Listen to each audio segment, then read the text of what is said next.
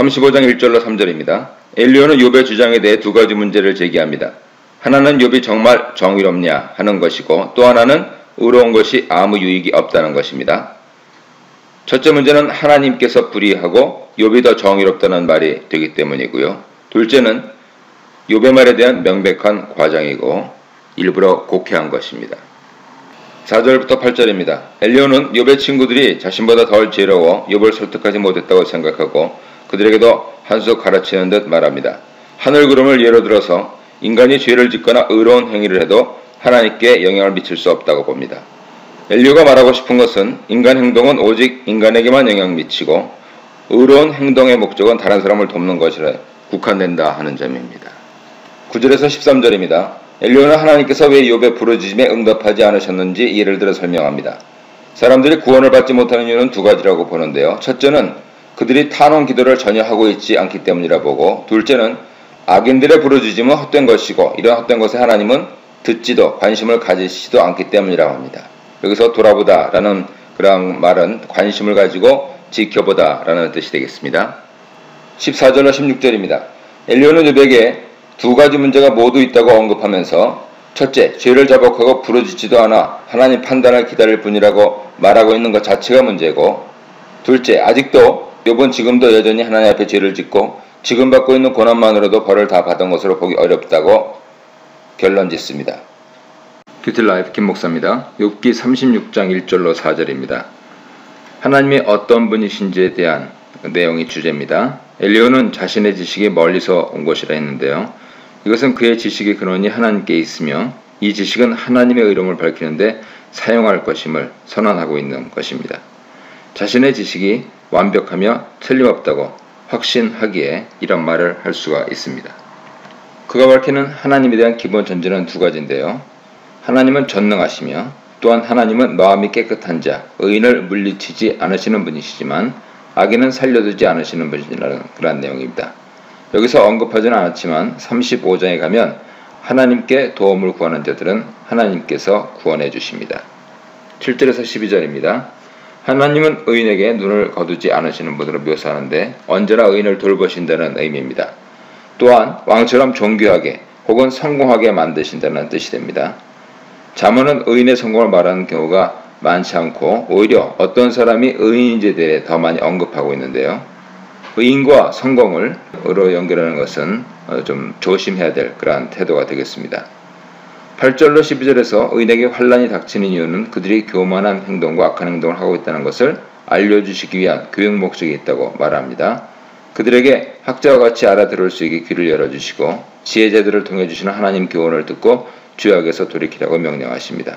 하나님은 지혜 선생님으로 그려지고 있는데요. 이러한 하나님의 교훈의 결과가 11절에서 보면 듣고 순종하면 고통에서 벗어나 좋고 즐거운 생애를 보낼 수 있지만 만일 순종하지 않으면 멸망당한다 라고 말하고 있습니다. 엘리야에 따르면 욥은 여전히 고난 중에 있는 것으로 보아서 하나님께 죄인임이 틀림없다고 보고 있는 것입니다. 13, 14절입니다. 하나님을 섬기지 않는 자들의 운명으로 이들은 하나님 앞에 진노를 계속 쌓아두어 고난을 받지만 결코 하나님께 도와달라고 부르짖지 않습니다. 왜냐하면 이들은 하나님을 믿지 않기 때문입니다. 젊어서 죽는다는 것은 천수를 누리지 못한다는 뜻이고 남창과 함께 죽는다는 것은 가장 수치스럽고 불명예스러운 죽음을 맞이한다는 뜻이죠. 신명기 23장 18절을 보면 개같이 돈을 번 자가 바로 남청을 의미합니다. 엘리야는 실제적으로 이러한 묘사를 통해서 하나님 이름으로 욥을 협박하고 있습니다. 15절 16절입니다. 하나님의 교훈을 들으면 공고한 중에서도 구원을 받을 수 있다고 욥을 설득하고 있습니다. 빨리 귀를 열어서 자신의 말을 들으라는 것이죠. 자신의 말을 듣고 따라하면 기름진 것으로 가득 찬 풍성한 식탁을 받을 수 있게 된다고 말하는데 힘과 번영, 건강을 상징합니다. 즉 욥이 잃어버렸던 모든 것을 되찾을 수 있다는 의미죠. 엘리야는 하나님을 변증한다고 하면서 말을 시작했고 결국 욥에 대한 비난과 설득으로 끝맺고 있습니다. 큐티라이프 김목사입니다. 욥기 36장 17절로 21절입니다. 엘리야는 욥이 현재 당하고 있는 고난은 하나님께 부르짖으며 회개하지 않은 악인이 받아야 할 벌을 받는 것이고 정의로운 것이라고 말합니다. 그는 3번에 걸쳐서 부유함이 결코 고난 상태를 벗어나지 못한다고 강조합니다. 밤을 사모하지 말라고 하고 있는데요. 악인들은 밤을 그들의 활동 무대와 안식처로 삼지만 안전하지 못하고 하나님께 심판받기 위해 빛으로 끌려 나올 것을 모르고 있습니다. 엘리야는 자신의 모든 지식을 다해 욥을 설득하고 있지만 정작 욥이 진정을 다해 하는 말은 전혀 받아들이지 않고 있습니다. 이처럼 욥의 진정성보다는 재물이라는 외적 요소에 초점을 맞춰 인물을 평가하고 있는 것입니다. 22절로 25절입니다. 하나님을 선생님이라고 표현하고 있는데요. 지혜와 지식의 근원을 하나님으로 여긴 것으로 이것이 히브리 지혜문학의 가장 큰 특징이죠. 그는 욥에게 하나님께서 하신 일을 기억하라고 명령합니다. 과연 하나님이 어떤 능력과 힘을 가지고 계시고 어떤 분인지 기억해야만 인간이라는 존재가 얼마나 미약하고 어리석은 존재고 오직 하나님을 찬송할 수밖에 없는 존재인지 깨닫게 되기 때문입니다. 여기서 엘리야가 말하는 하나님의 일은 인과응보의 일입니다. 하지만 욥도 그 자신도 하나님이 왜 욥에게 그토록 큰 고난을 주셨는지 모르고 있습니다.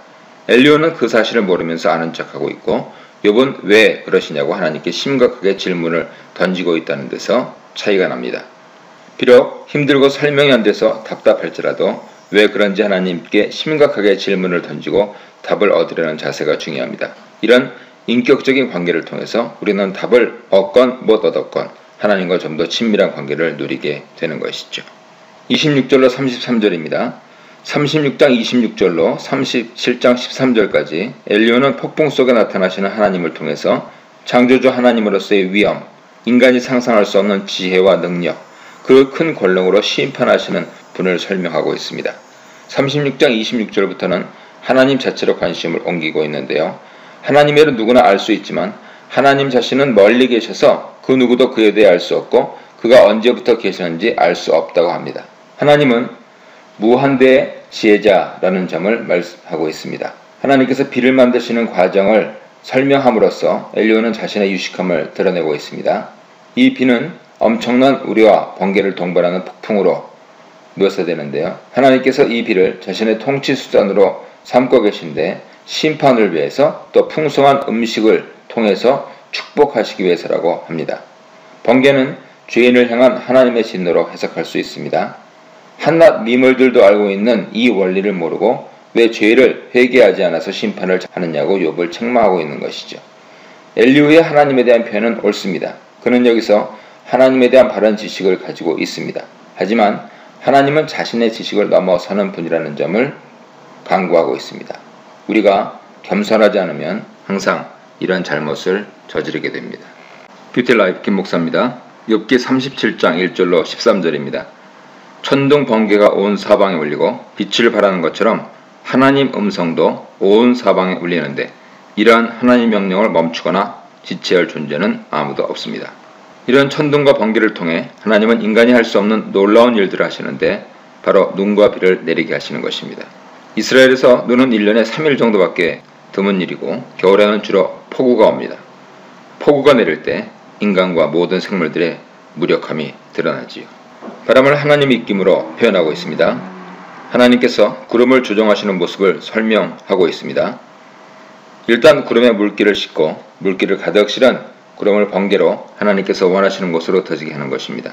이렇게 하나님께서 구름에게 명령하시면 그곳이 어디든지 구름들은 가서 하나님 명령을 수행하게 됩니다.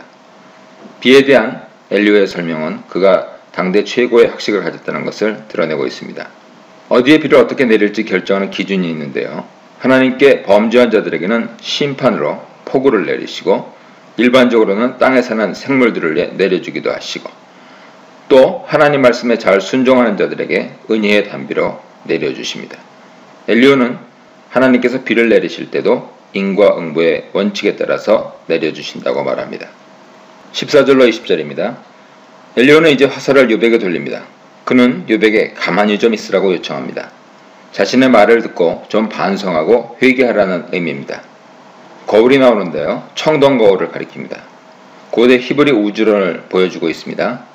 그들은 하늘을 두들겨서 펴진 단단하지만 얇은 철판으로 생각했습니다. 이 하늘에 있는 방해문들이 열려서 비, 우박, 눈, 바람 등이 오고 이 철판에 해, 달, 별들이 고정되어 있다고 생각했습니다. 엘리야가 욥에게 묻는 것은 내가 창조주냐라는 것입니다. 이러한 질문들은 38장에서 하나님께서 욥에게 하시는 질문으로 연결됩니다.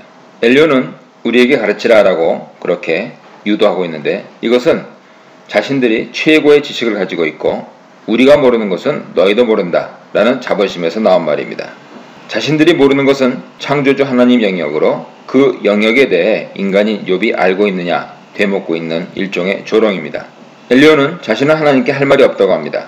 삼키다 라고 하는 것을 전달하다 이렇게 번역하면 자신이 말한들 하나님께 온전히 전달이 되겠느냐라는 뜻이 됩니다. 이런 엘리오 사상은 창조주 하나님의 무한하신 능력과 지혜를 경외하고 존경하지만 아브라함, 이삭, 야곱처럼 인격적으로 하나님을 만나고 하나님과 교제를 나누는 관계는 가지지 못한 것입니다. 21절로 24절입니다. 바람이 비구름을 싹 쓸어가면 하늘은 청명하게 되고 더 이상 번개를 볼 수 없게 되고 북방에서 금빛으로 태양이 뜬다고 말합니다. 금빛으로 빛나는 태양은 하나님을 상징합니다. 엘리오는 하나님이 직접적으로 나타나시지 않고 이렇게 간접적으로 보여주시기 때문에 인간은 결코 하나님을 찾을 수 없다고 반복하고 설명합니다. 또한 인간이 절대로 하나님의 공의로운 판단을 굽게 하거나 바꿀 수 없다고 합니다. 인류에 따르면 인간은, 특히 지혜가 있는 인간의 본분은 어떤 경우라도 여호와를 경외하는 것이라고 말하면서 자신의 말을 끝내고 있습니다.